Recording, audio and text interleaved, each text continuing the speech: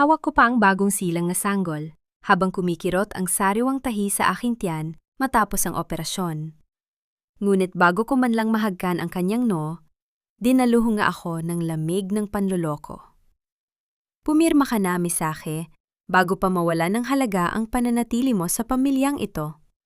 Malamig na utos ni Doña Aurora habang inihahagis sa aking dibdib ang 5 pahina ng waiver document. Sa 3 segundo pa lamang ng aming pagtatagpo matapos kong magising, ang boses ng aking biyenan ay parang kutsilong tumarak sa katahimikan ng silid.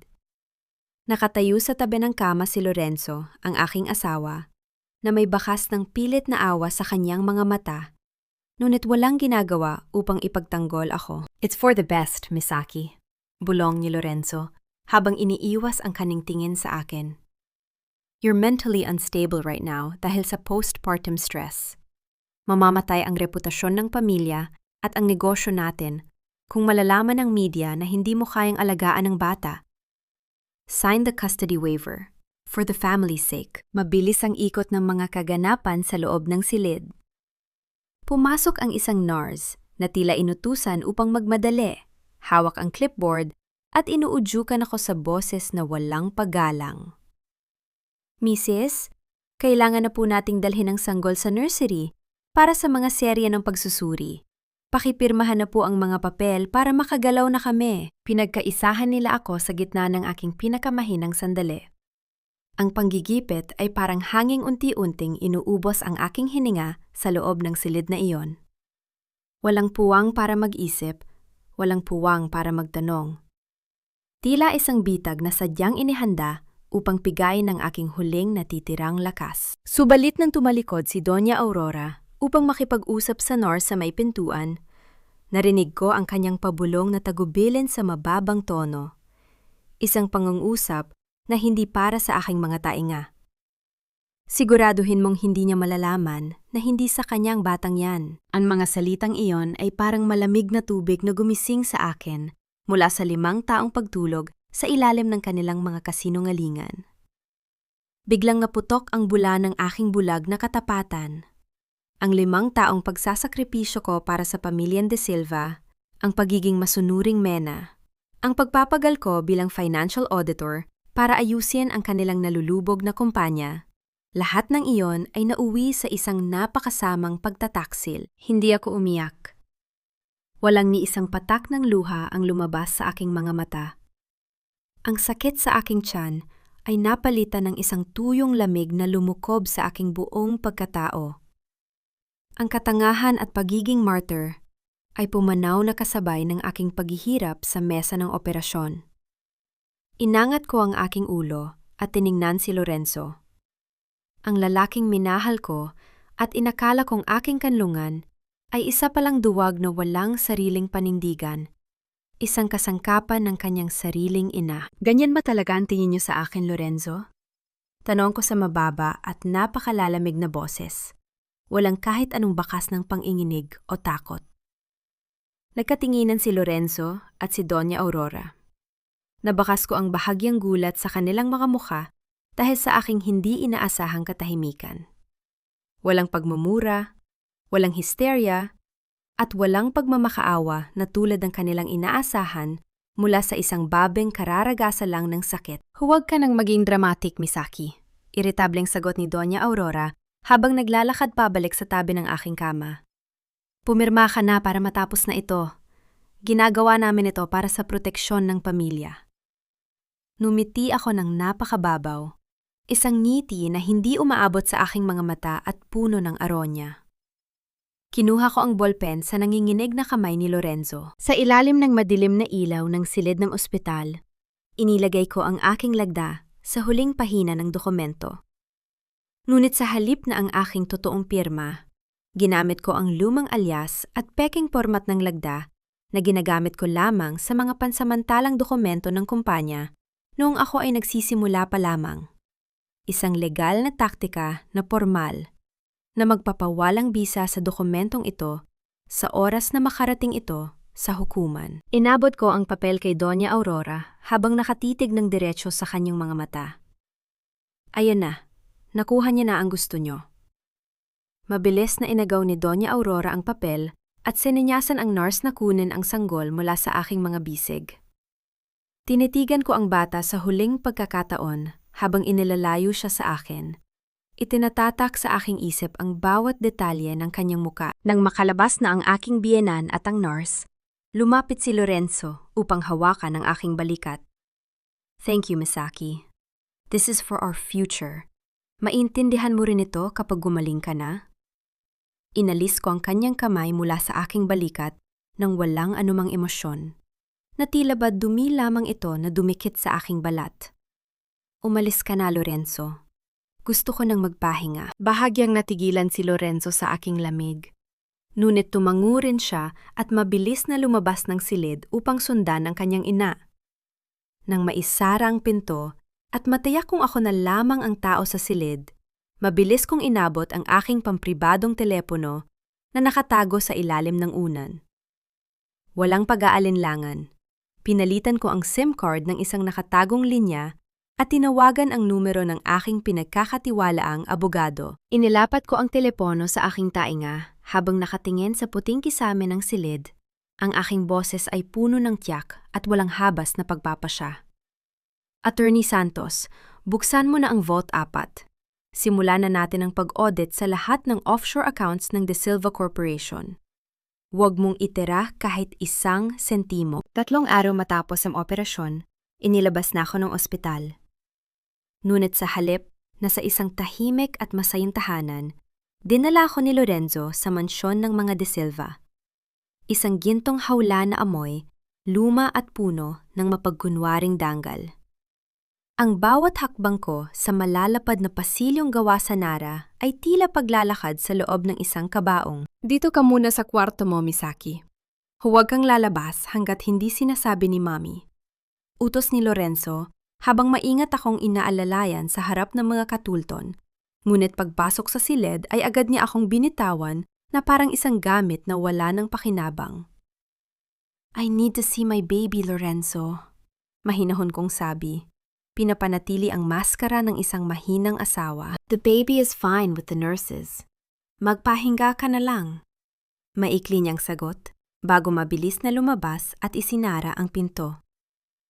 Narinig ko ang pag-ikot ng susi mula sa labas. Kinulong nila ako. Ilang sandali pa ay bumukas ang pinto at pumasok ang isang katulong na nakayuko. Dala ang isang mamahaling lacquered bento box. Kasunod niya si Doña Aurora na nakasuot ng kanyang paboritong perlas at may niting tagumpay sa mga labi. Pinagluto kita ng espesyal na sabaw, Misaki. It's an old family recipe for fast recovery. Kainin mo lahat. Ayaw ko nang may natitira, sabi ng matanda habang inilalapag ng katulton ang pagkain sa mesa. Salamat po, Mami, sagot ko. Hinintay kong lumabas si Doña Aurora bago ko dahan-dahang binuksan ang bento box. Ang amoy ng luya at sariwang gulay ay bumalot sa silid. Ngunit hindi yun ang kumuha ng aking atensyon. Sa ilalim ng sapi ng kanin, may napansin akong kakaiba. Gamit ang tinidor, dahan-dahan kong hinukay ang ilalim ng lalagyan. Doon, nakatago sa ilalim ng kanin, ay isang maliit at maruming piraso ng tela. Nang ilabas ko ito, gumuho ang mundo ko sa isang saglit. Isa itong bahagi ng selyo ng kumot na ako mismo, ang nagburda para sa aking panganay na anak na si Kiko. Ang anak na sinabi nilang namatay sa loob ng incubator 5 taon na ang nakalilipas. Ang burda ng pangalang Kiko ay naroon pa rin. Kupas na, ngunit malinaw. Bakit nasa loob ng bento box na ito ang isang relikya ng aking patay na anak? Isang babala ba ito? O isang bakas na sadyang iniwan? Eksaktong sa sandaling yon, muling bumukas ang pinto. Pumasok ang isang katulong na may dalang planggana ng mainit na tubig. Sa hindi inaasahang pagkakataon, napatid siya sa gilid ng carpet. Ang pagbagsak ng planggana sa sahig ay lumika ng isang malakas na tunog ng pagtilamsik ng tubig na bumasa sa aking mga paa. Naku! Patawad po, ma'am! Patawad po! Nanginginig na sabi ng katulong habang mabilis na lumuluhod upang punasan ang sahig. Nang mag-angat siya ng tingin, tila tumigil ang pagtibok ng aking puso. Ang mga matang iyon, ang mga matang puno ng pait at determinasyon, ay pamilyar sa akin. Siya, si Elena. Ang aking ate na matagal ko nang hindi nakikita. Ang kapatid na pinalayas ng pamilyang ito ilang taon na ang nakalilipas, matapos siyang pagbintangan ng isang krimeng hindi niya ginawa. Ma'am, pasensya na po talaga, bulong niya. Ngunit sa huling salita, idiniin niya ang kanyang boses.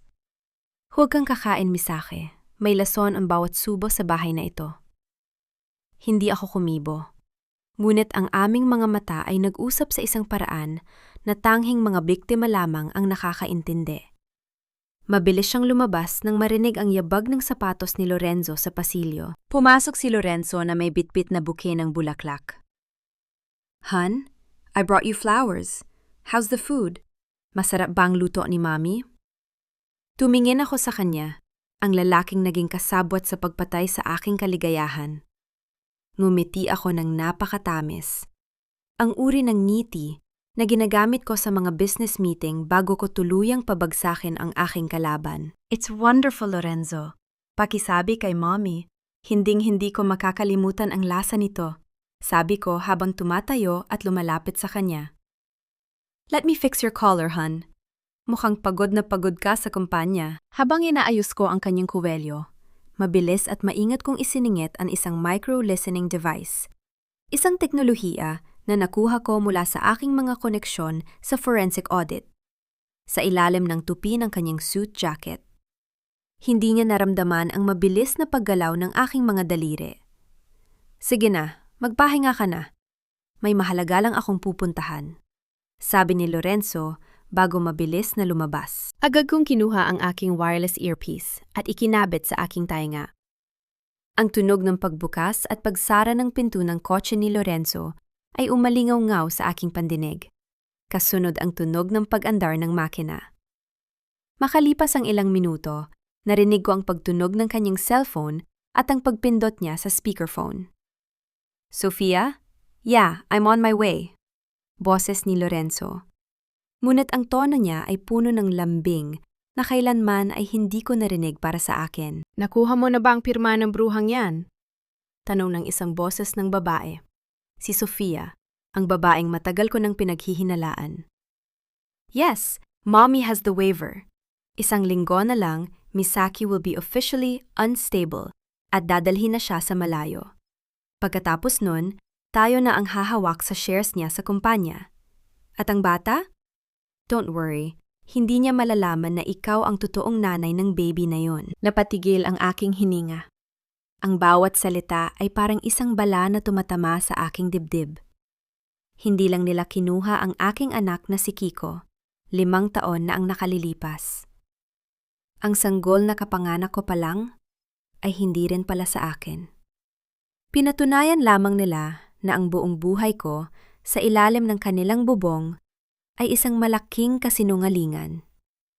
Ngunit sa halip na manghina, naramdaman ko ang isang matinding init na dumadaloy sa aking mga ugat.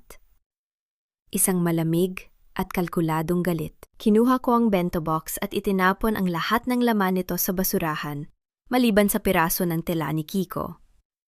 Itinago ko ito sa loob ng aking damit, malapit sa aking puso. "Hindi niyo ako kilala, Lorenzo. Hindi niyo kilala kung sino ang kinalaban niyo." Bulong ko sa hangin habang nakatingin sa refleksyon ng aking sarili sa salamin. Ang Misaki na mahina ay wala na. Ang natitira na lamang ay ang babaeng sisira sa lahat ng inyong pinahahalagahan. Kinabukasan, hindi pa man sumisikat ng husto ang araw, ang dahan-dahang pag-ikot ng susi sa labas ng aking pinto ay naglikha ng isang matinis na tunog na bumasag sa katahimikan ng aking silid. Pumasok si Doña Aurora, kasunod ang isang babaeng nakasuot ng simpleng puting bestido, may hawak na mamahaling bag at may mukhang tila isang anghel na bumaba mula sa langit. Si Sofia. Ang babaeng narinig ko sa telepono ni Lorenzo kagabi. "Misaki, iha." Boses ni Doña Aurora, na tila puno ng pag-aalala, ngunit alam kong puno ng lason. Ipinatawag ko si Dr. Sofia Valderrama. She's a renowned psychologist. Gusto naming matiyak na maayos ang mental health mo pagkatapos ng iyong panganganak. Tumayo ako ng dahan-dahan mula sa pagkakasandal sa kama. Tiningnan ko si Sofia.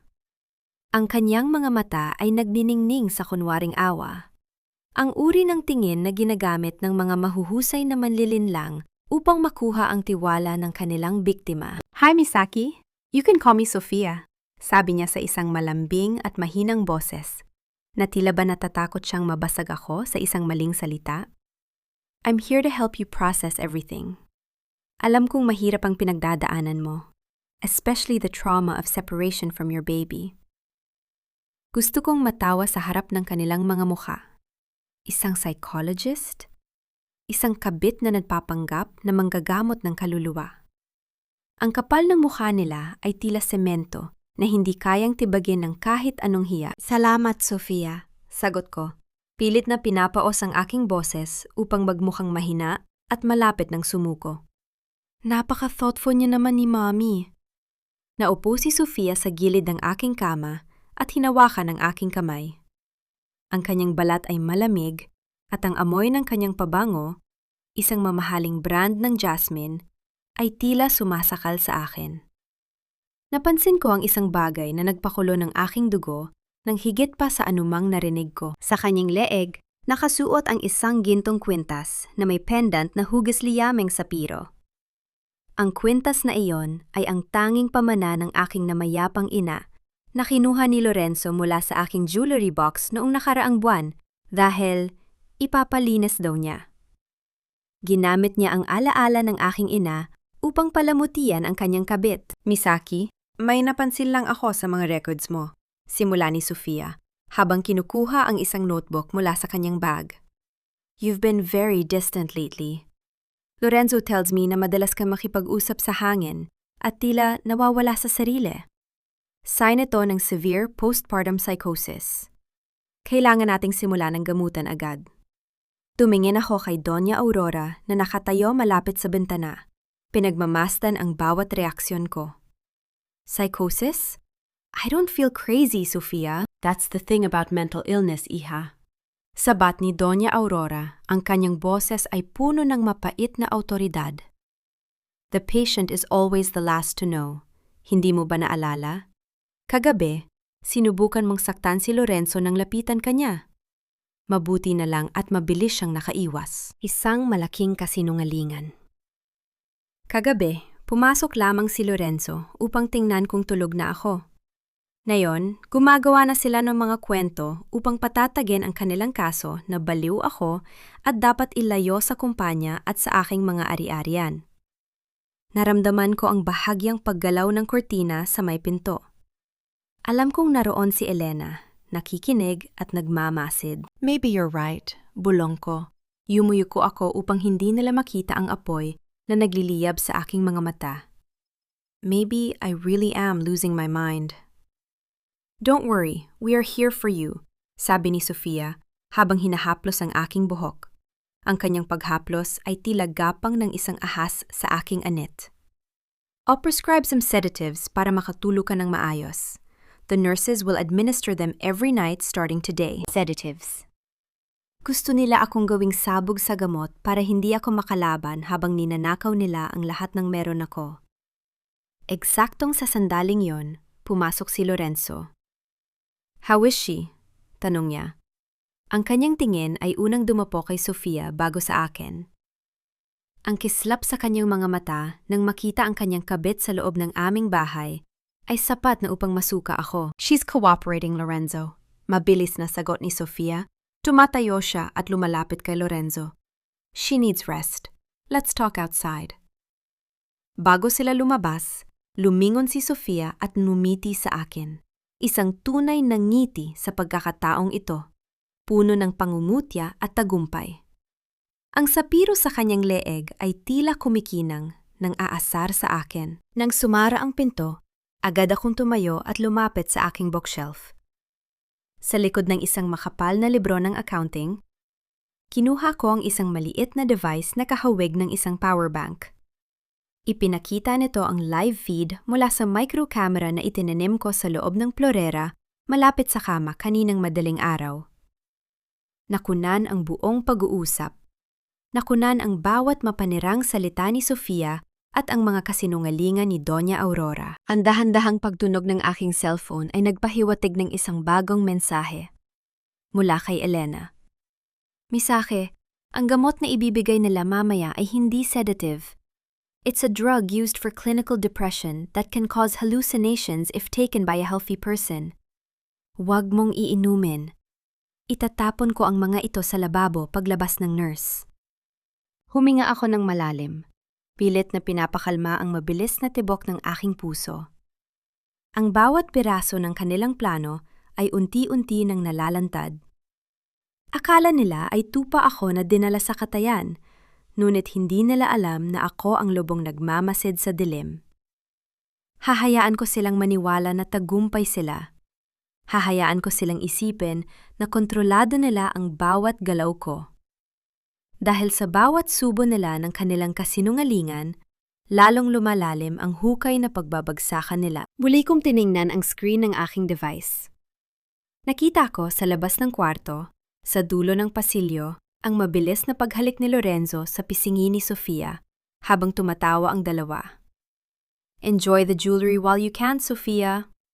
Bulong ko sa sarili habang ang aking mga kuko ay bumaon sa aking palad.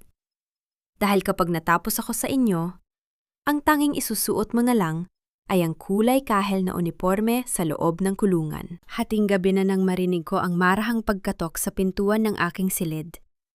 3 mahinang bagsak ng kamao na tila ba isang lihim na hudyat. Nang buksan ko ito, bumadya ang anino ni Elena sa madilim na pasilyo.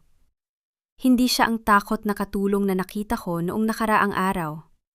Ang kanyang tindig na yon ay matuwid, at ang kanyang mga mata ay puno ng apoy. Misaki, wala si Doña Aurora. Dumalo siya sa isang charity gala para sa mga ampunan. Ang laking kabaligtaran ng kanyang totoong pagkatao. Bulong ni Elena habang mabilis na pumasok at isinara ang pinto. Sino ka ba talaga, Elena? Bakit mo ko tinutulungan? Direkta kong tanong. Ang aking boses ay walang alinlangan. Huminga siya ng malalim at hinawakan ng aking mga kamay. Ako ang kapatid mong matagal ng itinaboy na mundong ito, Misaki. Nung pumasok ka sa pamilyang De Silva, sinubukan kitang ambona ng babala. Pero mabilis akong pinalayas ni Aurora matapos niya akong pagbintangan ng pagnanakaw. Binura nila ang pagkatao ko para hindi mo ako makilala. Pero narito ako ngayon para bawiin ang lahat ng kinuha nila sa atin. Isang mabilis na yakap ang namagitan sa amin. Isang sandali ng pagkilala sa gitna ng pang-anib. Ngunit agad kaming humiwalay. Wala kaming oras para sa drama ng muling pagkikita. Ang kailangan namin ay ebidensya. Mabilis kaming naglakad patungo sa opisina ni Doña Aurora sa dulo ng pasilyo. Ang bawat yabag ng aming mga paa sa makapal na alpombra ay tila ba nagdadala ng bigat ng 5 taong panloloko. Gamit ang isang master key na nakuha ni Elena mula sa head security na matagal na niyang minamanmanan, pumasok kami sa loob ng silid na amoy lumang papel at kapangyarihan. Sa likod ng painting ng kanilang ninuno, turo ni Elena. Doon nakatago ang digital safe. Lumapit ako sa painting at dahan-dahan itong inurong. Ang mahinang tunog ng pag-ikot ng frame sa bisagra nito ay nagbigay daan sa isang makabagong vault. Hindi ito basta-bastang safe. Kailangan nito ng 6 na digit na code. 5 taon na ang nakalilipas, Misaki. Ang sabi nila ay namatay si Kiko dahil sa komplikasyon sa baga. Pero nakita ko ang isang dokumento noon bago ako pinalayas. Isang transaksyon sa isang pribadong pasilidad. Ani Elena, habang binabantayan ang pinto. Ginamit ko ang aking kaalaman sa forensics. Tiningnan ko ang mga keypad. Ang mga numerong madalas gamitin ay may bahagyang pagkabura ng kinang. Ang petsa ng kamatayan ni Kiko. Ang petsang itinuturing ni Aurora na kanyang tagumpay. Ipinasok ko ang mga numero. 05, 1, 2, 1, 9. Ang mahinang tunog ng pag-unlock ng mekanismo ay umalingaw-ngaw sa tahimik na silid. Bumukas ang mabigat na pinto ng vault. Sa loob, maayos na nakasalansan ang mga asul na folder.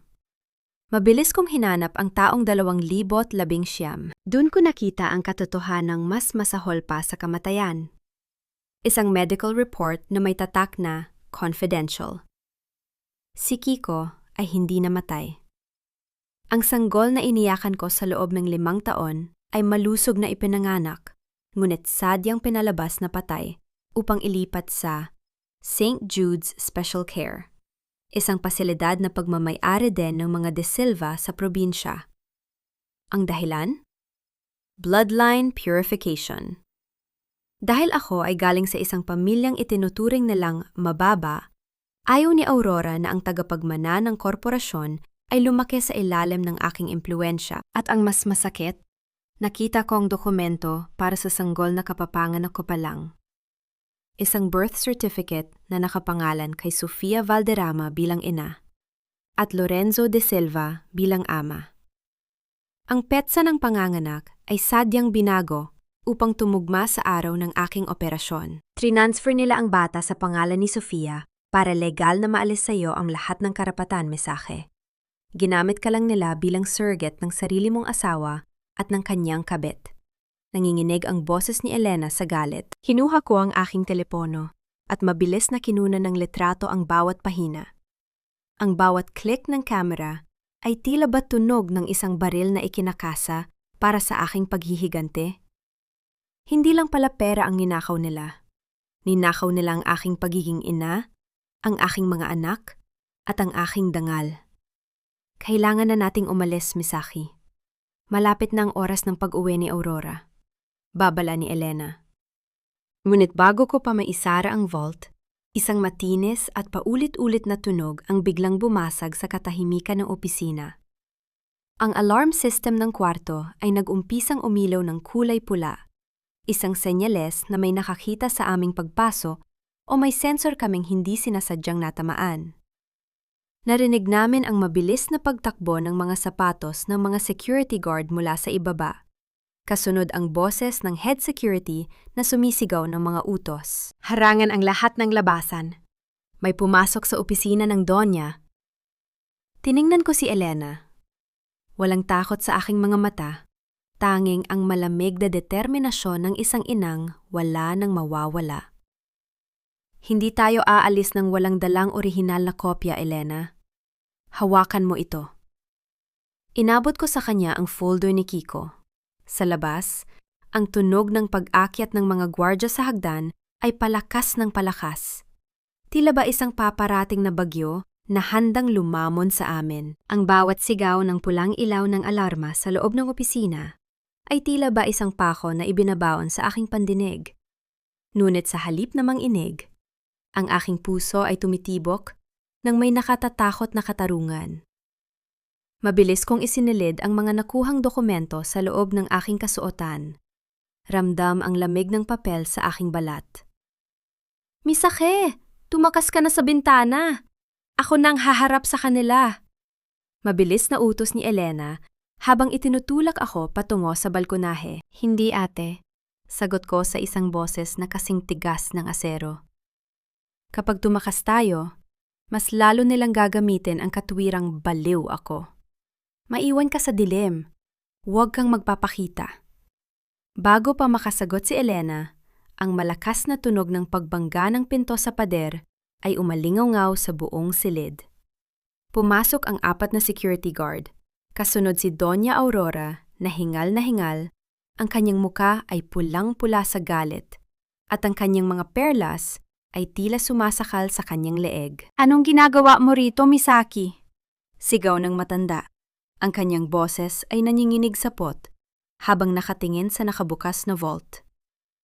Nanatili akong nakatayo sa gitna ng silid. Ang aking mga kamay ay dahan-dahang nakapatong sa aking tiyan. Tila ba pinoprotektahan ang sugat ng aking operasyon. Tumingin ako sa kanya ng diretsyo. Walang kislap ng takot sa aking mga mata. Gusto ko lang pong makasiguro, Mami. Simula ko. Ang aking tono ay hinhin na may halong talim. Sabi niyo po kasi ay hindi ako maayos ang pag-iisip. Naisip ko lang na baka dito ko mahanap ang sagot kung bakit hanggang ngayon hindi ko pa rin nayayakap ang anak ko. Lumapit si Doña Aurora sa akin. Ang bawat yabag ng kanyang mamahaling sapatos ay tila ba pagtatangka na tapakan ng aking danggal. Ang lakas ng loob mo!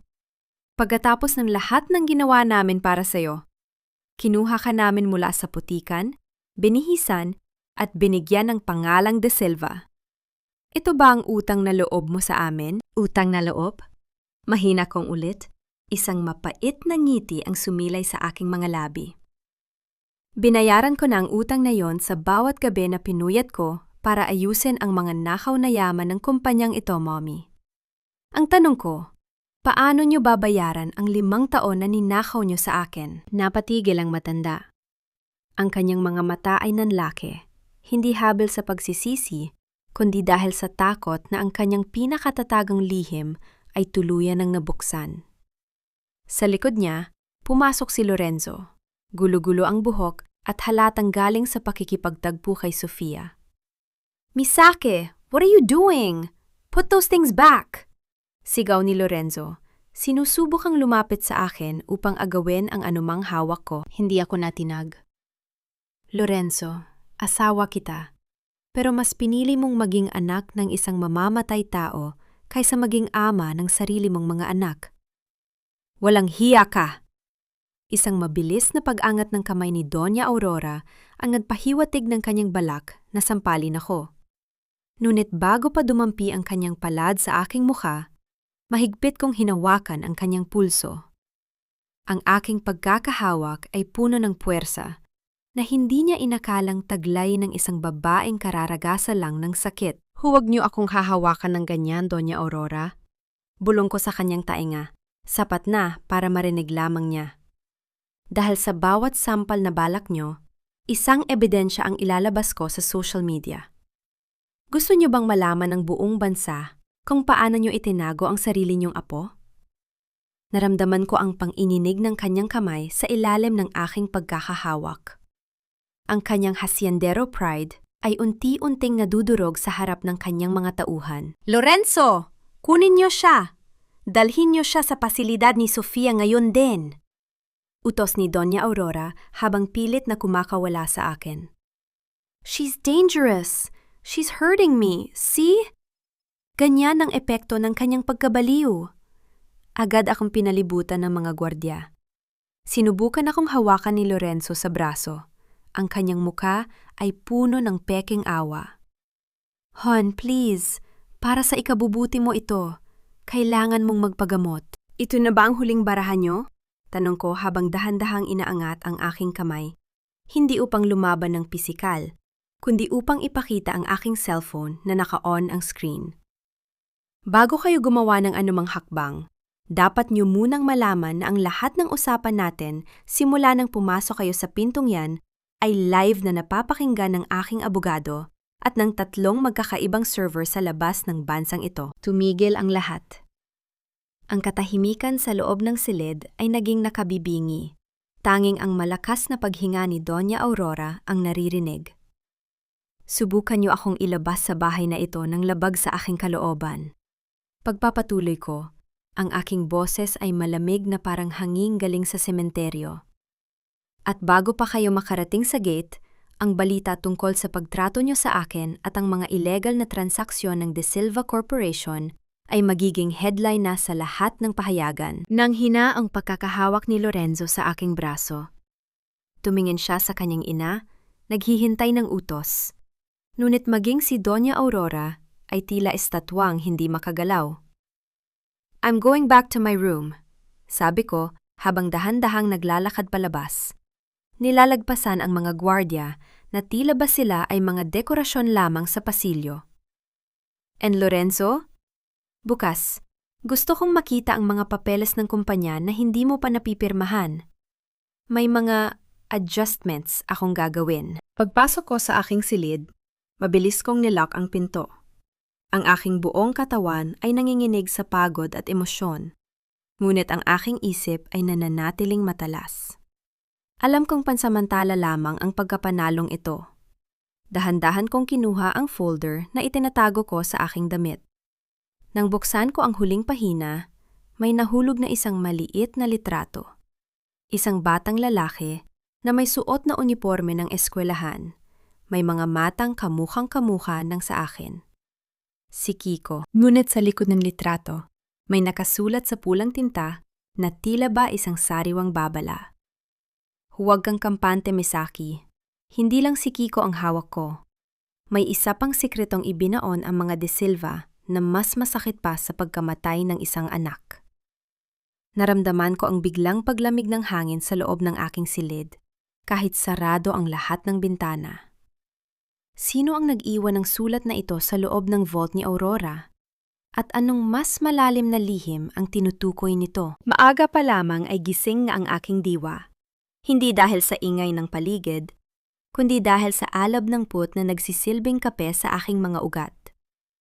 Habang ang buong mansyon ay naliligalig pa sa nangyari kagabi, ako ay nakaupo na sa harap ng aking laptop. Ang liwanag ng screen ang tanging saksi sa mabilis na paggalaw ng aking mga daliri. Isang sayaw ng paghihiganti sa ibabaw ng keyboard. Bilang isang forensic auditor, ang mga numero para sa akin ay hindi lamang datos. Sila ay mga bakas ng kasalanan. At ang De Silva Corporation ay punong-puno ng madidilim na bakas. Ang katahimikan sa aking silid ay bumasag nang marinig ko ang pagpihit ng doorknob. Pumasok si Lorenzo, may dalang tray ng almusal. Sinubukan niyang magmukhang maamo. Ang uri ng pag-aarting dati ay nagpapalambot sa aking puso. Ngunit ngayon ay nagpapangilo lamang sa aking mga ngipin. Misaki, let's talk. Kahit sandali lang, sabi niya habang inilalapag ang tray. Mommy is just stressed. Alam mo namang mahal ka namin, di ba? We just want you to get better. Hindi ko siya tiningnan. Nanatili ang aking mga mata sa mga spreadsheet. Lorenzo, save your acting for Sofia. Alam nating dalawa na ang tanging pagmamahal na meron kayo ay para sa shares ko sa kumpanya. Ano ba, Misaki? Why are you being like this? Bahagyang tumaas ang kanyang boses. Ang kanyang tunay na kulay ay unti-unting lumalabas. I am your husband. I have the right to know kung ano ang ginagawa mo sa mga accounts ng pamilya. Dahan-dahan kong iniangat ang aking tingin. Ang aking mga mata ay malamig na parang dulo ng isang baril. Husband? You're not a husband, Lorenzo. You are a liability. At sa mundo ng negosyo, ang mga liability ay kailangang i-write off. Tumayo ako at lumapit sa kanya. Bawat hakbang ko ay puno ng otoridad na kailanman ay hindi ko ipinakita sa kanya noon. Nahanap ko na ang mga ghost employees sa payroll ng construction wing nyo. At ang mga offshore accounts na ginagamit ni Mommy para i-divert ang pondo ng kumpanya. Hawak ko na ang lahat ng access keys. Namutla si Lorenzo. Ang kanyang paghinga ay bumilis, at ang kanyang mga kamay ay nagsimulang manginig. You wouldn't, Misaki. Sisirain mo ang pangalan ng mga De Silva. Sisirain mo ang kinabukasan ng anak natin. Isang mapait na tawa ang kumawala sa aking mga labi. Anak natin? Alin doon, Lorenzo? Ang batang kinuha niyo sa akin 5 taon na ang nakalilipas?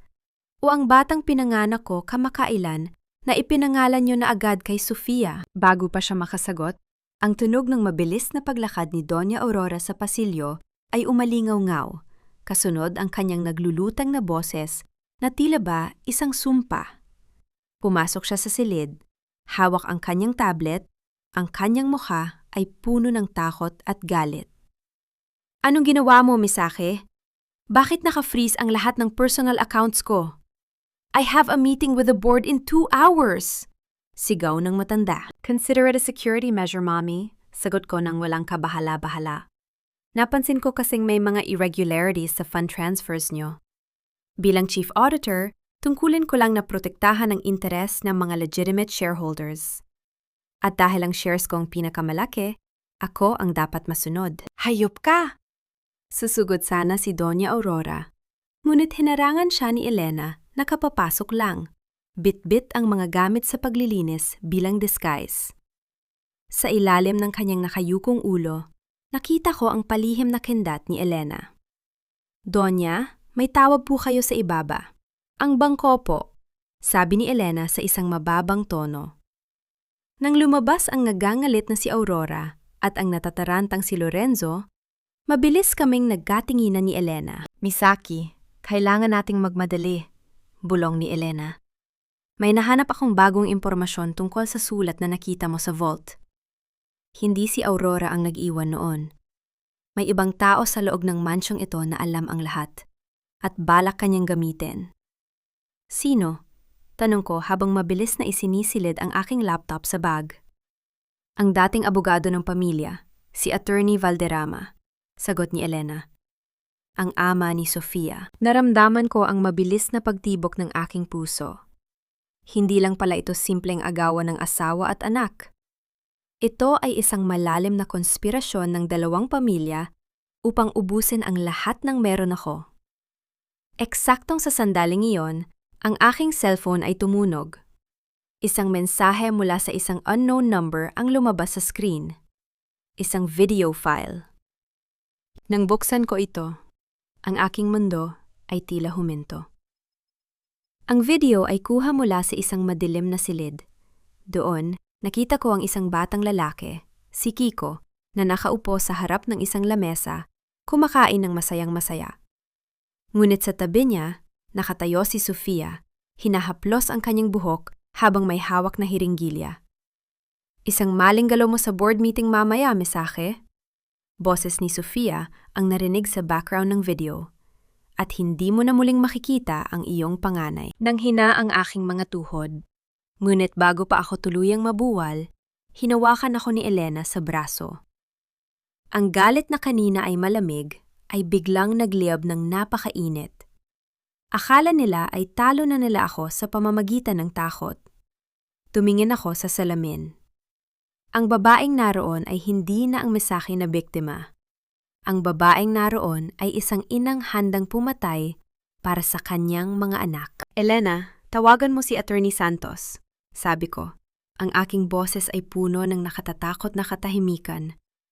"Sabihin mo sa kanya, ituloy ang Plan B. Hindi ko lang sila papabagsakin sa pananalapi. Gusto ko silang makitang sunog na sunog hanggang sa wala nang matira, kahit abo." Sa gitna ng kadiliman ng aking silid, ang tanging nagbibigay ng liwanag ay ang asul na kislap mula sa screen ng aking cellphone. Paulit-ulit kong pinanood ang video ni Kiko. Ang bawat pagsubo niya, ang bawat paghaplos ni Sofia sa kanyang buhok, at ang nakatatakot na kinang ng hiringgilya. Hindi ako humihinga ng malalim. Hindi ako humihikbi. Sa halip, ang aking mga mata ay naging parang lente ng isang mikroskopyo. Hinahanap ang bawat maliit na detalye sa background ng video na maaring magturo sa kinaroroonan ng aking anak. Napansin ko ang isang anino sa gilid ng salamin sa likod ni Sofia. Isang lalaking nakatayo, may hawak na tungkod na may unari ginto. Attorney Valderrama. Ang ama ni Sofia at ang utak sa likod ng legal na pagkakulong ko sa pamilyang ito. Ang katahimikan ng gabi ay binuwag ng marahang pagbukas ng pinto. Pumasok si Sofia, suot ang isang mamahaling silk na pantulog. Tila ba siya na ang reyna ng mansyong ito? Ang kwintas ng aking ina ay kumikinang pa rin sa kanyang leeg. Isang palaging paalala ng kanyang pagnanakaw. "Nagustuhan mo ba ang munting palabas ko, Misaki?" Bulong niya habang nauupo sa tapat ng aking salamin at nagsisimulang magsuklay ng buhok. "You look pale. Siguro ay hindi ka na nakakatulog dahil sa pag-aalala kay Kiko." "Don't worry, safe naman siya. Basta maging mabuti kang bata sa 50 anniversary gala bukas." Dahan-dahan akong tumayo mula sa kama. Ang bawat galaw ko ay kalkulado. Walang bakas ng panghihina sa aking mga binti sa kabila ng sariwang tahi sa aking tiyan. Lumapit ako sa kanya at tumayo sa kanyang likuran. Tinitingnan ang aming magkaibang refleksyon sa salamin. "Ang ganda ng kwintas, Sofia." Ang aking boses ay malambot, halos isang haplos, ngunit may talim ng isang labaha. "Bagay na bagay sa leeg mo. Siguraduhin mong mahigpit ang pagkakalock niyan. Baka kasi yan na lang ang pumipigil sa ulo mo na huwag malaglag kapag nalaman ng lahat ang katotohanan. Napatigil siya sa pagsusuklay. Nakita ko sa salamin ang bahagyang paglaki ng kanyang mga mata. Ang unang bitak sa kanyang maskara ng pagiging matapang. Anong katotohanan? Na ikaw ay isang baliw na ina na hindi kayang alagaan ng sariling anak? Yan ang alam ng lahat, Misaki. At bukas, yan ang selyo ng iyong pagkatalo. Hindi, Sofia, sabi ko, habang dahan-dahang hinahawakan ang pendant ng kwintas. Ang katotohanan na ang amang ipinagmamalaki mo ay hindi lang pala abogado. Isa rin siyang bihasang mandarambong ng pondo ng gobyerno na ginagamit ang De Silva Corporation para maglaban ng pera. At ikaw? Ikaw ang pay na ginamit niya para mapasok ang pamilyang ito. Mabilis na tumayo si Sofia at hinarap ako. Ang kanyang mukha ay puno ng put. Wala kang ebidensya! At kahit meron man, hindi mo yan mailalabas hanggat hawak namin si Kiko. Iyan ang akala mo, sagot ko ng may tipid na ngiti. Akala nyo ay hawak nyo ang leeg ko dahil kay Kiko. Pero nakalimutan nyo yata, ako ang chief auditor ng kumpanyang ito. Ang bawat pirma nyo, ang bawat sentavo na pumasok at lumabas, ay dumaan sa aking mga mata. At ang video na ipinadala mo? Salamat, Sofia. Dahil sa refleksyon ng bintana sa likuran mo, nalaman ko kung nasaan ang facility. Ang pattern ng mga tiles sa sahig at ang logo ng maintenance company sa uniforme ng guard na dumaan ay sapat na para sa akin. Namilog ang kanyang mga mata sa takot. Akmang sisigaw siya upang tawagin ang mga security guard, ngunit mabilis kong itiniyak ang aking daliri sa kanyang mga labi. Sige, sumigaw ka. Hamon ko sa kanya. Tawagin mo si Lorenzo at ang Donya. Pero bago pa sila makarating dito, ang automated email na nakaschedule sa server ko ay magpapadala na ng lahat ng bank statements nyo sa Bureau of Internal Revenue at sa NBI. Are you ready to trade your freedom for a moment of drama? Napalunok si Sofia. Ang kanyang mapang-aping aura ay biglang naglaho, napalitan ng isang desperadong katahimikan. Anong gusto mo? Tanong niya sa isang nanginginig na boses. Bukas sa gaganaping gala, isusuot ko ang pinakamagandang gown na inihanda ni Doña Aurora, sabi ko habang lumalakad patungo sa bintana, nakatingin sa malawak na harden ng mansyon. Lalakad ako sa tabi ni Lorenzo na tila ba wala tayong pinag-awayan. Gusto kong maniwala kayo na kontrolado niyo ako. Gusto kong makita ang mga ngiti niyo sa harap ng mga kamera habang iniisip niyong tagumpay ang inyong plano. And then what? Tanong ni Sofia. And then, lumingon ako sa kanya nang may malamig na kislap sa aking mga mata. Papanoorin ko kayong masunog sa sarili niyong entablado. Ibalik mo ang kwinta sa jewelry box ko bago sumikat ang araw, Sofia. At huwag na huwag mong susubukang saktan si Kiko. Dahil ang bawat galos niya, katumbas ng 10 taon sa kulungan para sa ama mo. Nang lumabas si Sofia ng aking silid, pumasok naman si Elena mula sa secret passage sa likod ng cabinet. Ang kanyang muka ay puno ng pawis at kaba. Misaki, tama ka, bulong ni Elena. Ang facility ay nasa Laguna, isang lumang rest house ng mga De Silva na ginawang private clinic. Naka-standby na ang team na kinuha ni Attorney Santos. Hinihintay na lang nila ang go signal mo. Huwag muna, ate. Pigil ko sa kanya. Gusto ko silang mapahiya muna sa harap ng buong bansa.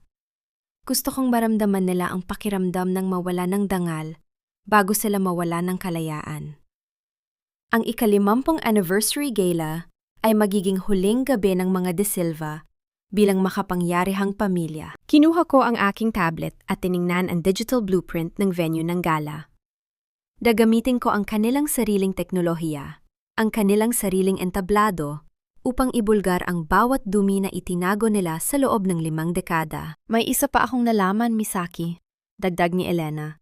Ang kanyang boses ay tila nag-aalangan. Ang sanggol na kapapanganak mo pa lang, si Baby Liam.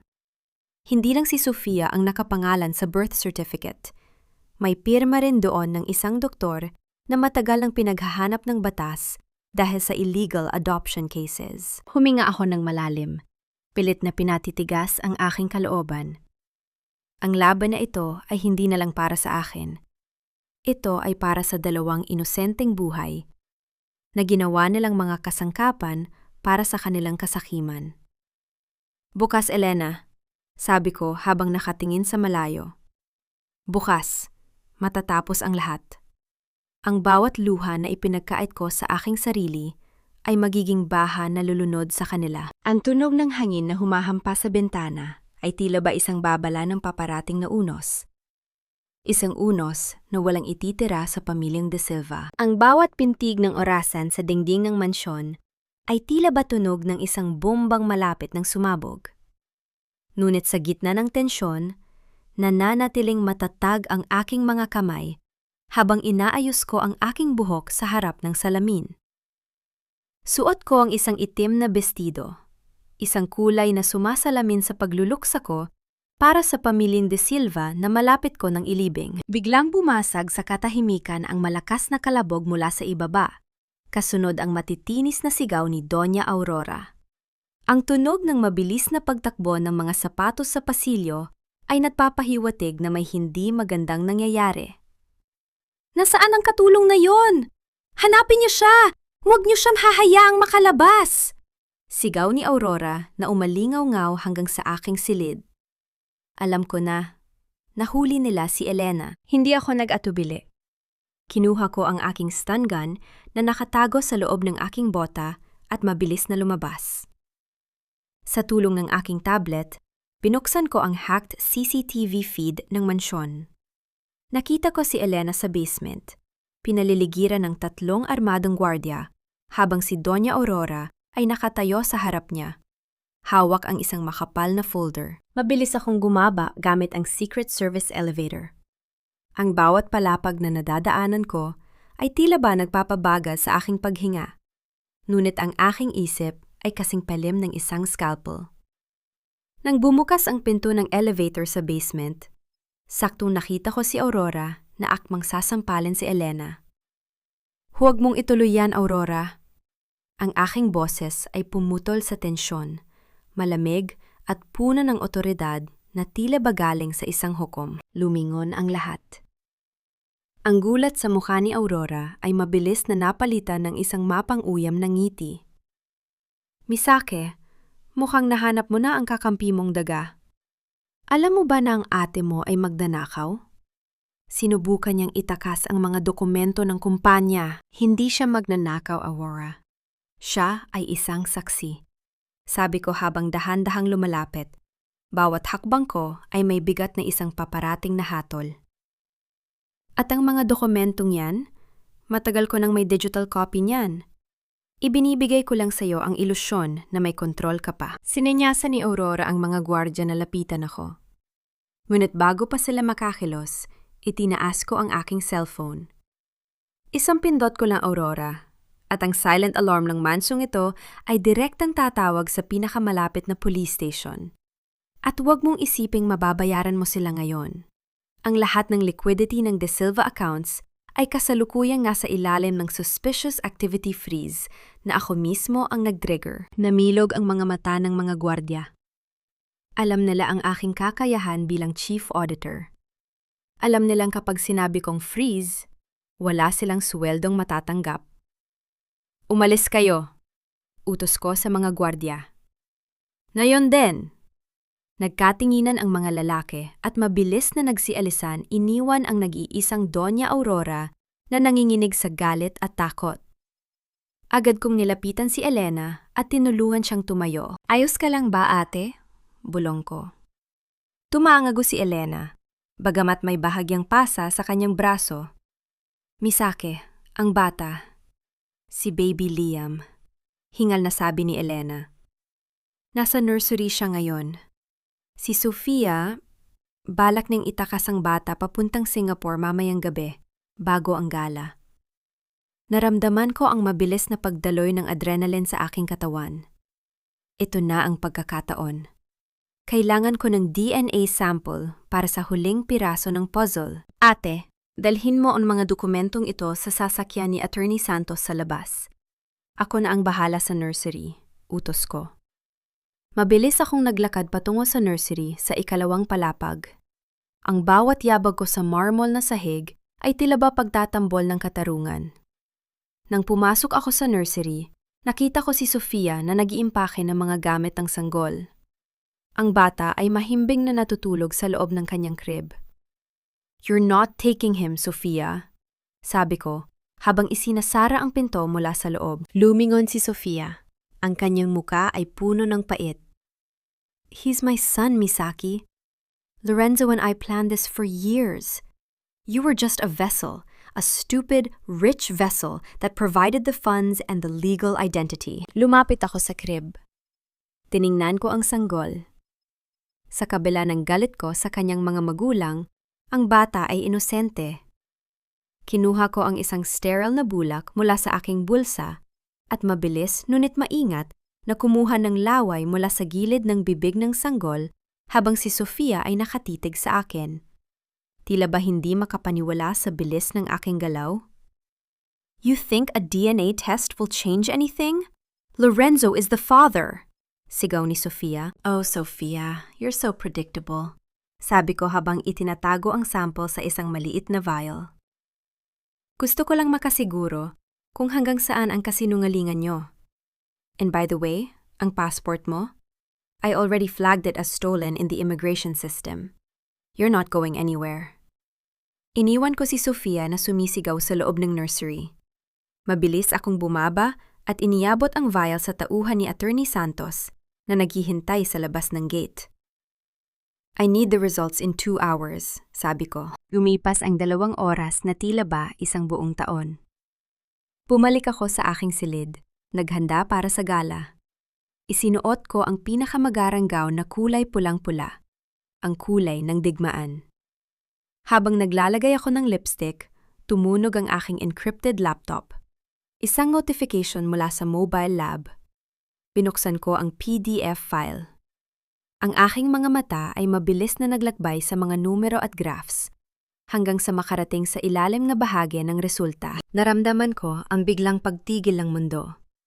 Isang malamig na kilabot ang gumapang sa aking likuran. Hindi dahil sa takot, kundi dahil sa tindi ng katotohanan. DNA test result. Subject A, newborn, Liam, versus Subject B, Misaki De Silva. 0%. Probability of maternity. Subject A, newborn, Liam, versus Subject C, Lorenzo De Silva. 99.9%. Probability of paternity. Subject A, newborn, Liam, versus Subject D, Sofia Valderrama. 99.9%. Probability of maternity. Hindi lang nila ako trinaydor. Ginawa nila akong surrogate ng sarili nilang anak nang hindi ko alam. Ang sanggol na inakala kong sa akin ay ang bunga ng pagtataksil ni Lorenzo at Sofia na sadyang itinanim sa aking sinapupunan habang ako ay nasa ilalim ng anesthesia noong nakaraang taon para sa isang operasyon. Isang mapait at malakas na tawa ang kumawala sa aking mga labi sa loob ng madilim na silid. Akala nila ay ito ang aking kahinaan. Akala nila ay mawawasak ako kapag nalaman kong hindi ko anak ang batang ito. Maling-mali kayo. Bulong ko sa aking sariling refleksyon. Dahil ngayon, wala na akong kahit anong dahilan para maawa sa inyo. Ngayon, sisiguraduhin kong wala ni isang piraso ng pamilyang ito ang maiiwang nakatayo. Ang tunog ng mga fireworks sa labas ay nagpahiwatig ng pagsisimula ng ika-50 anniversary gala. Ito na ang oras. Ang bawat hakbang ko sa pulang alpombra ng Grand Ballroom ay tila ba paglakad sa ibabaw ng mga uling na nagbabaga.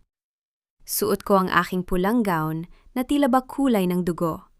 Isang matalim na kaibahan sa mapuputing kasuotan ng mga De Silva.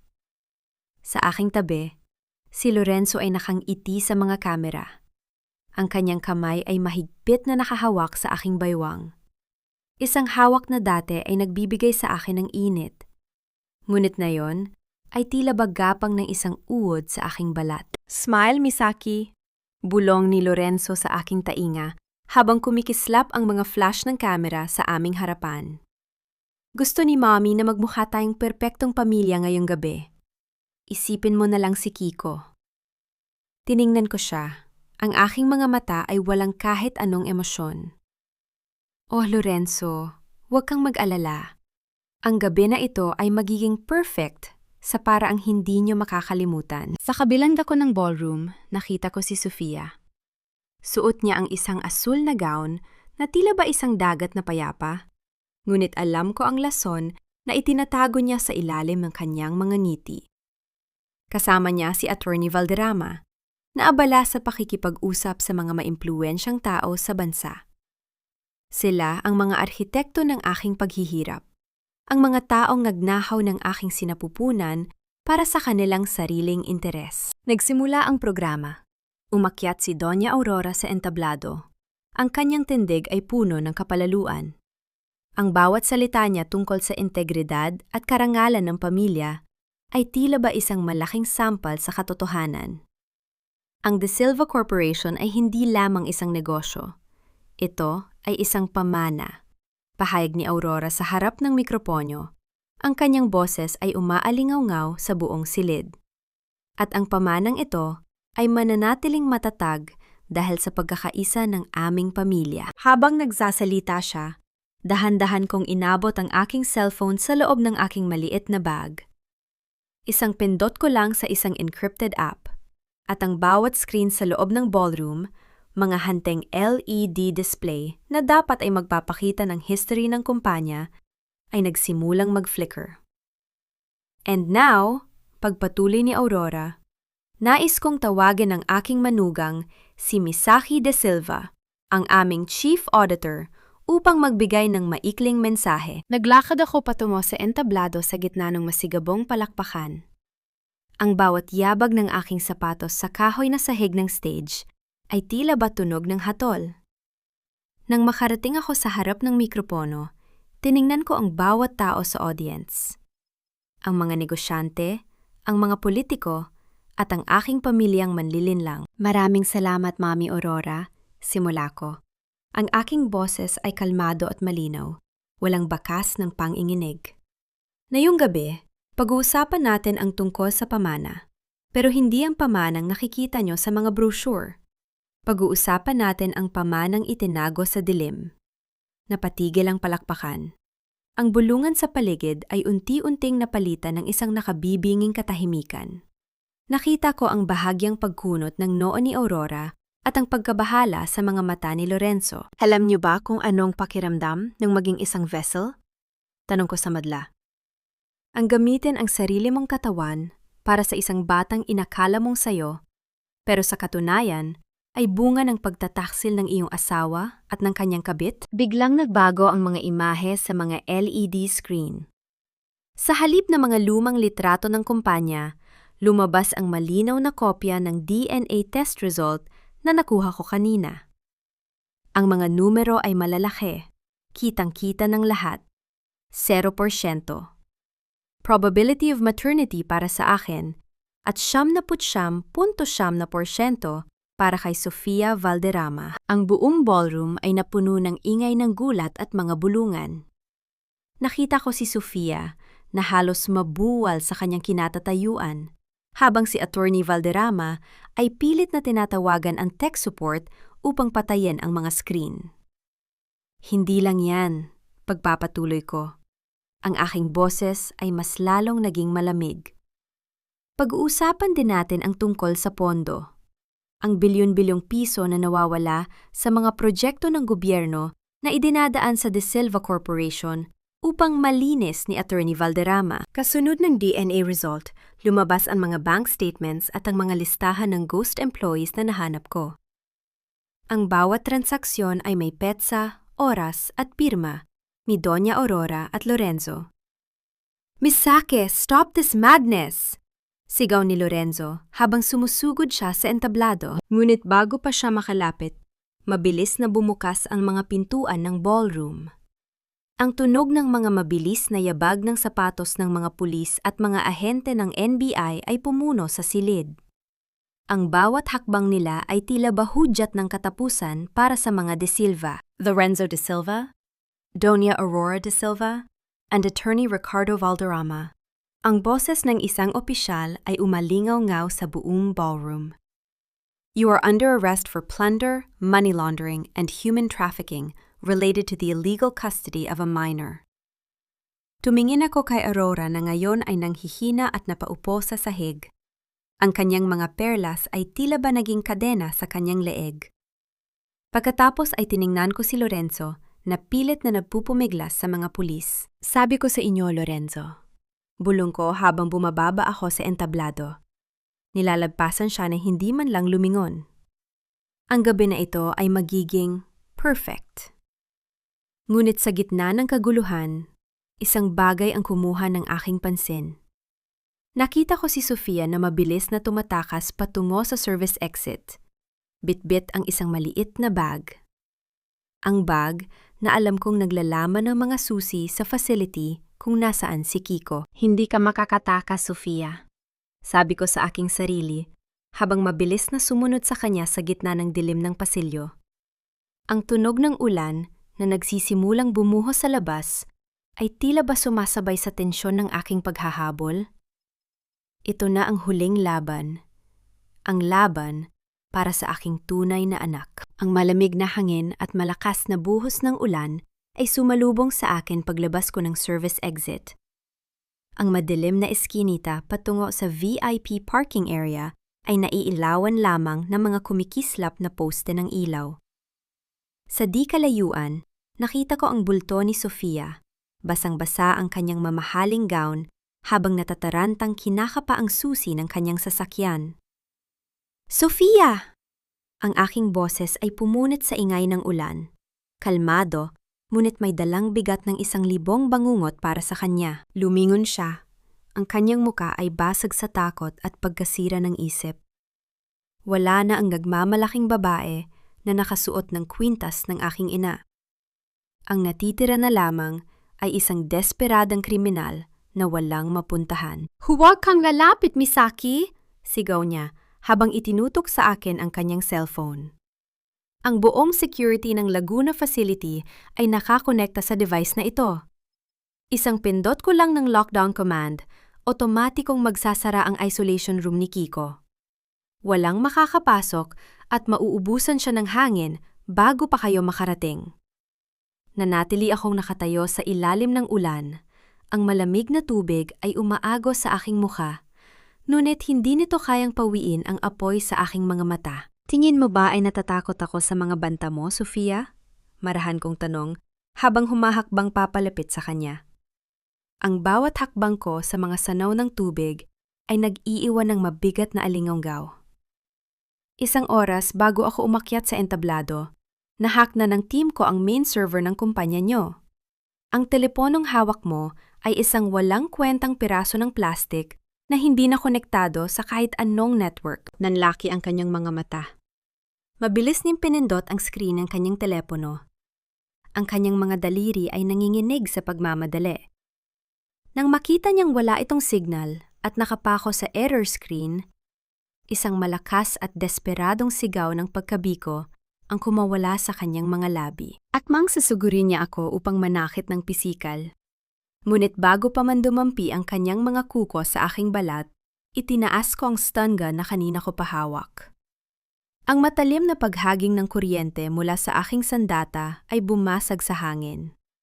Naramdaman ni Sofia ang mabilis na pagdaloy ng boltahe sa kanyang katawan, dahilan upang bumagsak siya sa basang semento, nanginginig at walang laban. Tiningnan ko siya mula sa itaas. Ang aking anino ay tila ba lumalamon sa kanyang pag-iral. Iyan ang bayad para sa bawat luha na ipinatak ko nung inakala kong patay na ang anak ko. Malamig kong bulong sa kanya. Mabilis na dumating ang mga pulis sa parking area. Tinutukan ng mga ilaw ang nakahandusay na si Sofia. Nilagpasan ko siya ng walang pag-aatubili at sumakay sa itim na sasakyan kung saan naghihintay si Elena at ang ilang tauhan ni Attorney Santos. Sa Laguna, ate, na yun din. Utos ko habang inaayos ang aking sarili. Ang biyahe patungo sa lumang rest house ng mga De Silva sa Laguna ay tila ba pinakamahabang oras sa aking buong buhay. Ang bawat pag-ikot ng gulong sa basang kalsada ay nagdadala sa akin palapit sa 5 taon kong pangunggulila. Walang nagsasalita sa loob ng sasakyan. Tanging ang malakas na paghampas ng wiper sa salamin ng kotse ang namamayani. Nang makarating kami sa pasilidad, nakita namin ang mga gwardiya na nakaposas na sa labas. Naunahan na sila ng advance team ng mga pulis na pinadala ng aking abogado. Mabilis akong bumaba ng sasakyan at pumasok sa loob ng gusale. Ang amoy ng malinis at malamig na ospital ay nagpabalik ng mga alaala ng aking panganganak. Ngunit hindi ko hinayaang pangunahan ako ng takot. Nasa 2 palapag ang kwarto, Misaki. Room 402. Sabi ng isang investigador na sumalubong sa amin. Halos tumakbo ako paakyat ng hagdan. Ang bawat pagkabog ng aking dibdib ay umaayon sa pag-asa na sa wakas, mayayakap ko na si Kiko. Pagtapat ko sa pinto ng room 402, nanginginig ang aking mga kamay na pinihit ang hawakan. Bumukas ang pinto. Ngunit sa halip na isang batang patakbong sasalubong sa akin, isang walang laman na kwarto ang tumambad sa aking paningin. Ang kama ay maayos, walang bakas ng kahit sinong natulog doon.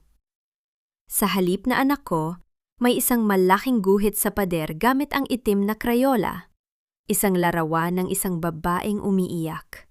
At sa ilalim nito ay may nakasulat na malalaking letra. Late na kayo. At sa gitna ng malinis na kama, ang paulit-ulit na pagtunog ng isang lumang telpono ay bumasag sa katahimikan ng kwarto. Isang tawag mula sa isang taong inaasahan kong nasa kustodiya na ng mga pulis. Dahan-dahan kong nilapitan ang kama at sinagot ang tawag. Hello, Misaki. Boses ni Lorenzo sa kabilang linya. Kalmado at puno ng ngakapang ingilabot na tagumpay. Did you really think I would attend that gala without a contingency plan? Wala sa akin ang talino mo, Misaki. Pero nasa akin ang anak mo. Mahigpit ang pagkakakapit ng aking mga daliri sa malamig na telepono habang umaalingaw-ngaw ang tinig ni Lorenzo mula sa kabilang linya. Ang kanyang boses ay may halong pagmamalaki at desperasyon. Isang mapanganib na kombinasyon para sa isang lalaking wala nang makapitan. Nakikinidi ka ba, Misaki? Tanong ni Lorenzo. Ang kanyang paghinga ay mabigat. I want 500 million pesos transferred to my offshore account sa Cayman Islands. Bibigyan kita ng 30 minuto.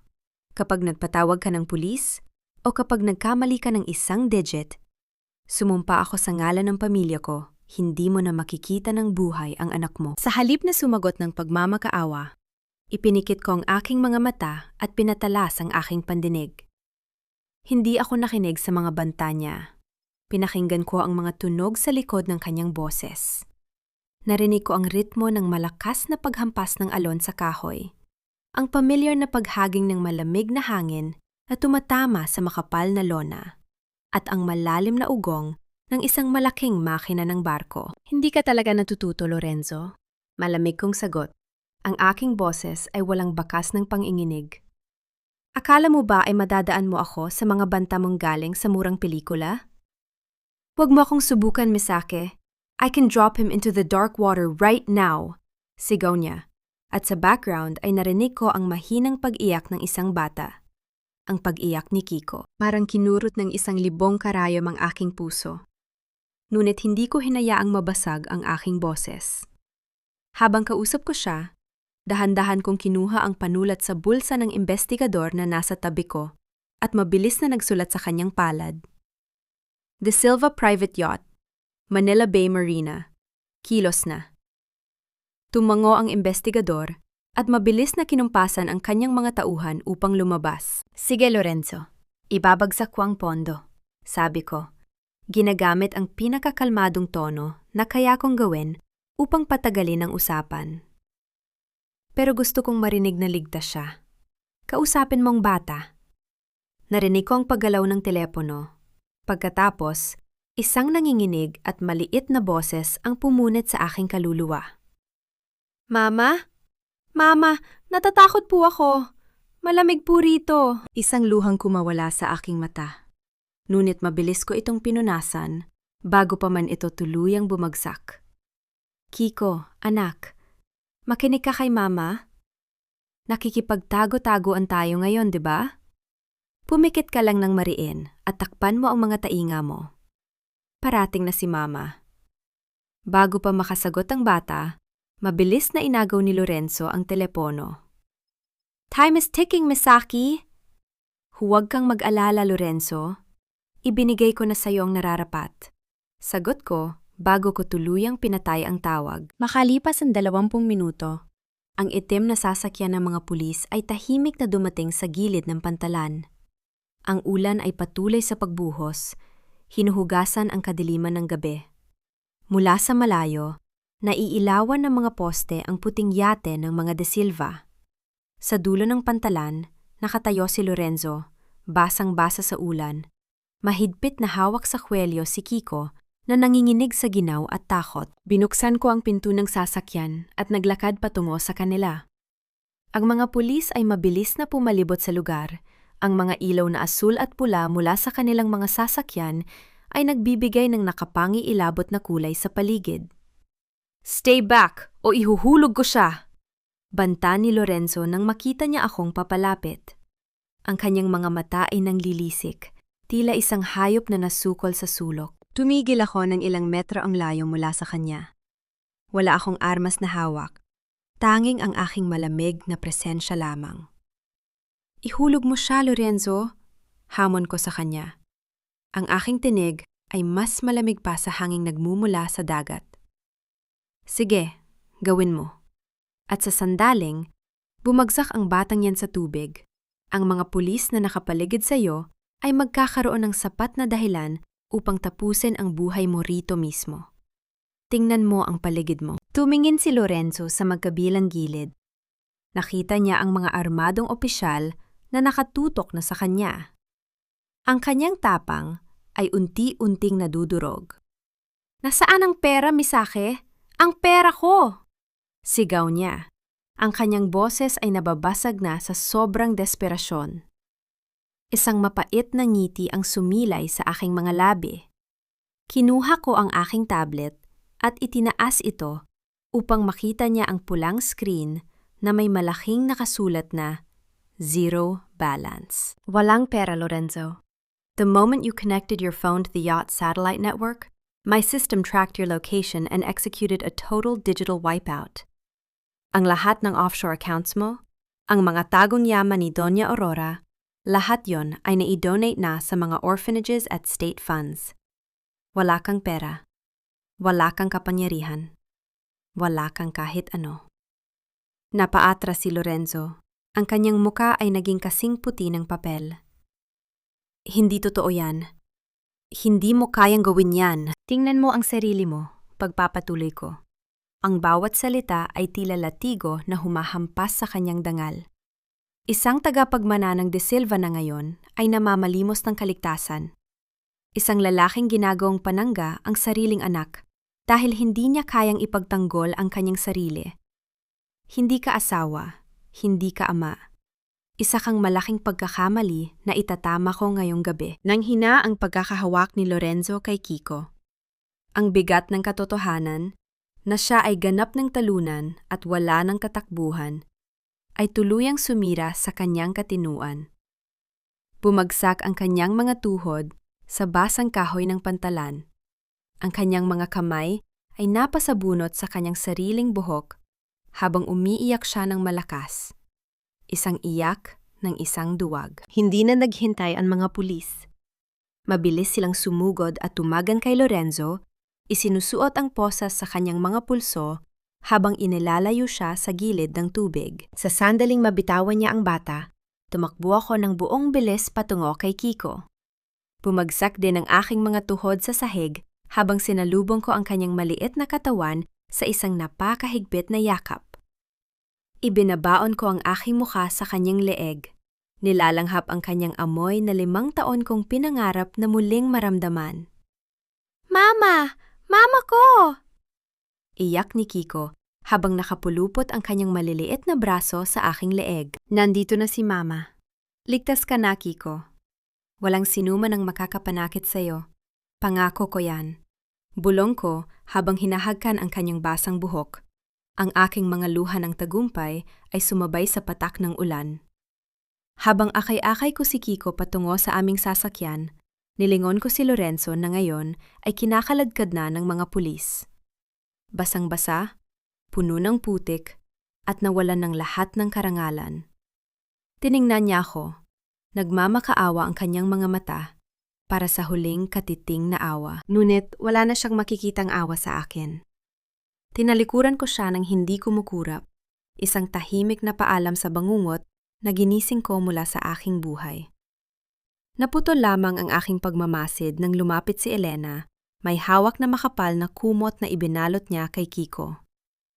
Tumingin siya sa akin, may dalang isang maliit na folder. "Misaki," bumadi Elena, ang kanyang boses ay seryoso. Hawak na ng mga awtoridad ang Donya at si Sofia, pero may isa pang dokumento na natagpuan ang mga investigador sa safe ni Aurora bago iyon nasamsam. Isang kontrata na may kinalaman sa buhay nating magkapatid bago pa man tayo mapunta sa mga De Silva. Napatigil ako sa pag-aayos ng kumot ni Kiko. Akala ko ay tapos na ang laban, ngunit tila may isa pang pinto ng nakaraan ang pilit na bumubukas. Ang mainit na hininga ni Kiko sa aking leeg habang mahimbing siyang natutulog sa aking bisig, ay ang tanging nagbibigay ng kapayapaan sa gitna ng magulong gabi. Sa loob ng umaandar na sasakyan, ang tahimik na pag-ugong ng makina at ang marahang paghampas ng ulan sa salamin ay tila ba isang oyayi na nagpapatahan sa 5 taon kong pangungulila. Dahan-dahan kong kinuha ang lumang folder mula sa mga kamay ni Elena, maingat upang hindi magising ang aking anak. Ang papel sa loob nito ay naninilaw na, malutong sa nipis, at may amoy ng lumang aparador. Isang orihinal na titulo ng lupa at ilang pahina ng mga liham na may pirma ni Attorney Valderrama at Doña Aurora, 25 taon na ang nakalilipas. Nang basahin ko ang mga nakasulat, naramdaman ko ang pagtigil ng hangin sa aking baga. Hindi ito simpleng kontrata. Ito ay isang detalyadong plano ng panununog at pangangamkam. Ang lupain kung saan nakatayo ngayon ang pinakamalaking pabrika at asyenda ng mga De Silva, ang mismong pundasyon ng kanilang bilyon-bilyong yaman, ay hindi sa kanila. Nakapangalan ito sa aking mga magulang, ang pamilya Macaraeg. Nakasaad sa liham kung paano pinlano ni Aurora at Valderrama ang aksidente sa aming lumang pabrika na kumitil sa buhay ng aming mga magulang, dahilan upang mapilitan ang mga kamag-anak namin na ipaampun kami ni Elena at ibenta ang lupa sa napakababang halaga. Inampun nila ako hindi dahil sa awa, kundi dahil ako ang huling tagapagmana ng dugong Macaraeg, isang alas na maari nilang kontrolin upang masiguro na walang babalik upang bawiin ang kanilang ninakaw. Ginawa nila tayong mga ulila para itayo ang kanilang imperyo. Nanginginig ang boses ni Elena habang nakatingin sa labas ng bintana. Ang kanyang mga luha ay tahimik na pumapatak. Ibinalik ko ang mga papel sa loob ng folder. Walang luhang pumatak sa aking mga mata, kundi isang nag-aapoy na determinasyon. Ang aking galit para sa pagtrato nila sa akin bilang asawa ay napalitan ng isang mas malalim at mas sibilisadong pot. Hindi ko lamang sila ikukulong. Buburahin ko ang kanilang pangalan sa kasaysayan. "Ate," kalmado kong tinawag si Elena. "Sabihin mo kay Attorney Santos, huwag munang i-finalize ang asset turnover ng De Silva Corporation. Hindi ko na kailangang kunin ang kumpanya nila bilang isang asawang niloko. Kukunin ko ito bilang tunay at nag-iisang may-ari ng buong lupain." Kinabukasan, ang sinag ng araw ay tila ba may dalang bagong pag-asa nang tumuntong ako sa malamig na semento ng presento. Suot ko ang isang formal na puting suit, sumasalamin sa kalinisan ng aking intensyon at sa tagumpay ng aking mga hakbang. Ang ingay ng mga nag-uusap na pulis at ang kalansing ng mga bakal na rehas ay pumuno sa paligid. Dinala ako ng warden sa isang isolation cell. Sa loob, nakaupo sa isang maruming semento si Doña Aurora. Wala na ang kanyang mamahaling perlas. Ang kanyang buhok ay gulo-gulo, at ang kanyang muka ay mukhang tumanda ng 20 taon sa loob lamang ng isang gabi. Nang marinig niya ang tunog ng aking sapatos, dahan-dahan siyang nag-angat ng tingin. Ang kanyang mga mata ay nanlilisik sa galit, ngunit nakabaon sa desperasyon. "Pumunta ka ba rito para pagtawanan ako, Misaki?" Bungad niya. Ang kanyang boses ay paos at basag. "Maaring nanalo ka ngayon, pero mananatili akong isang De Silva. Ang pangalan namin ay mananatiling institusyon sa lipunang ito." Ngumiti ako ng napakalamig at tumayo sa labas ng rehas, nakatingin sa kanya ng may buong pagkaawa, hindi dahil sa kanyang kalagayan, kundi sa kanyang kahangalan. "Institusyon? Aling institusyon, Aurora? Ang imperyong itinayo niyo sa ibabaw ng mga abo ng pamilya ko?" Nanlaki ang kanyang mga mata. Napalunok siya, at ang kanyang pilit na katapangan ay gumuho tulad ng isang kastilyong buhangin. Iniabot ko sa warden ang kopya ng mga dokumento upang iabot sa kanya sa loob ng selda. Nang inginig ang mga kamay ni Aurora nang makita niya ang titulo ng lupa at ang mga liham ng kanyang sariling krimen. "Nakuha ko ang orihinal na kopya sa mismong vault mo," malamig kong pahayag. "Kaninang umaga, formal ko nang isinampa ang kasong murder at land grabbing laban sa inyo ni Valderrama. At bilang tagapagmana ng pamilya Macaraeg, hawak ko na ang court order upang bawiin ang bawat ektarya ng lupain at i-liquidate ang buong De Silva Corporation." Hindi mo maaring gawin ito. "Pinakain kita! Binihisan!" Sigaw ni Aurora habang pilit na inaabot ang aking damit mula sa pagitan ng mga rehas. Ngunit mabilis akong umatras. "Binihisan niyo ako. Gamit ang perang, ninakaw niyo sa mga magulang ko." Sagot ko habang inaayos ang kuwelyo ng aking damit. "Kaya wag mong isiping may utang na loob ako sa iyo. Mula sa araw na ito, ang pangalang De Silva ay mabubura sa mundo ng negosyo. Papalitan ko ito ng Macaraeg Holdings. Ang kumpanyang pinaghirapan niyong itayo sa loob ng 5 dekada ay gagamitin ko para pundohan ang kinabukasan ng anak ko. Ang anak na sinubukan niyong patayin." Bumagsak sa sahig si Aurora, tuluyan ng nawalan ng lakas at katinuan. Humahagulgol habang inuumpis ang kanyang mga kamay sa malamig na bakal ng rehas. Ang kanyang boses ay umaalingaw-ngaw ng walang hanggang pagsisisi. Ngunit huli na ang lahat. Wala nang makikinig.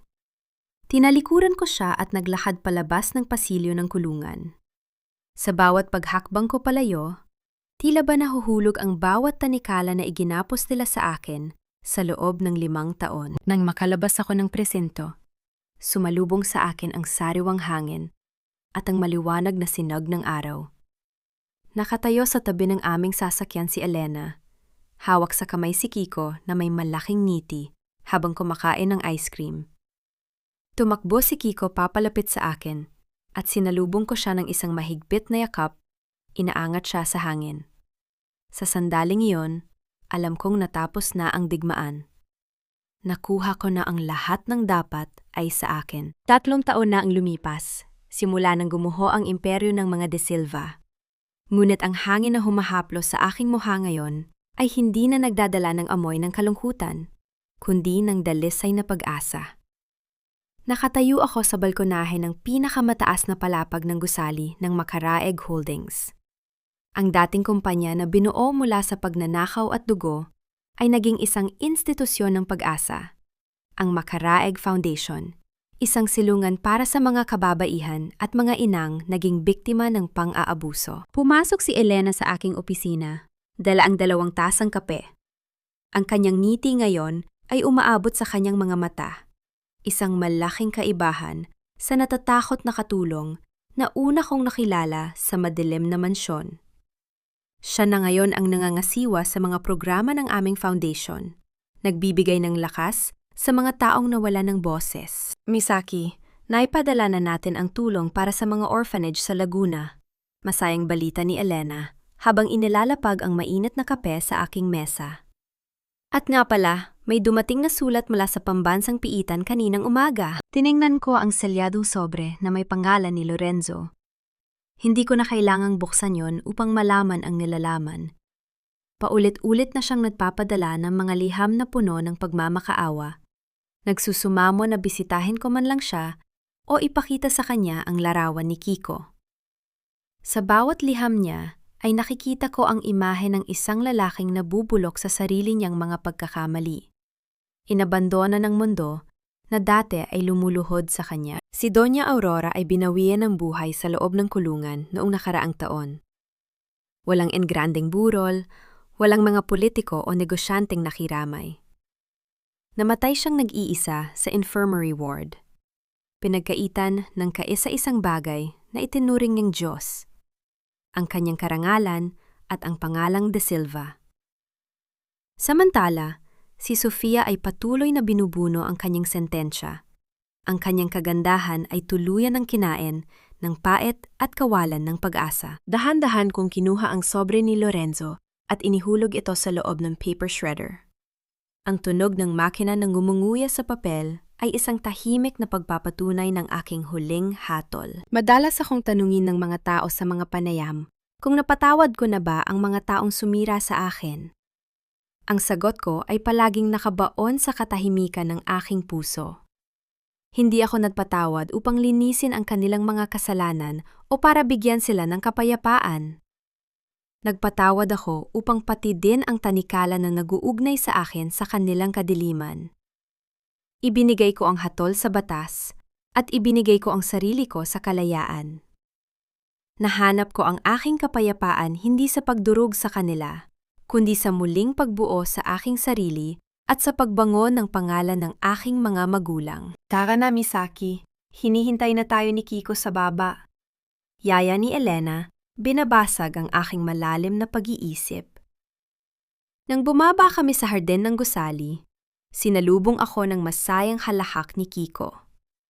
Tumatakbo siya sa luntiang damo, hinahabol ang isang makulay na saranggola habang ang ginintuang sinag ng araw ay tumatama sa kanyang mukha. Malusog, malaya, at punong-puno ng pagmamahal. Lumuhod ako ng bahagya upang salubungin ang kanyang mahigpit na yakap. Ang init ng kanyang maliliit na bisig, ang pinakamagandang gantimpala sa lahat ng laban na aking hinarap. Sa pagyakap ko sa aking anak, napagtanto ko ang pinakamahalagang aral ng aking buhay. Ang pagiging isang ina, ang pagiging isang Pilipina, ay hindi nangangahulugan ng walang hanggang pagtitiis sa pang-aabuso. Ang ating pagmamahal ay hindi kahinaan. Ito ay isang nag-aapoy na sandata. Hindi natin kailangang maging martir upang patunayan ang ating halaga. Minsan, ang pinakamatalim na ganti sa mga taong nagtangkang magbaon sa atin sa lupa ay ang pagpili na mamulaklak ng napakaganda, umabot sa rurok ng tagumpay, at hindi na muling lumingon sa dilim. Hawak ang kamay ni Kiko at kasabay si Elena, naglakad kami patungo sa liwanag ng papalubog na araw. Tapos na ang gabi ng mga luha. Ang natitira na lamang ay ang walang hanggang tamis ng kalayaan.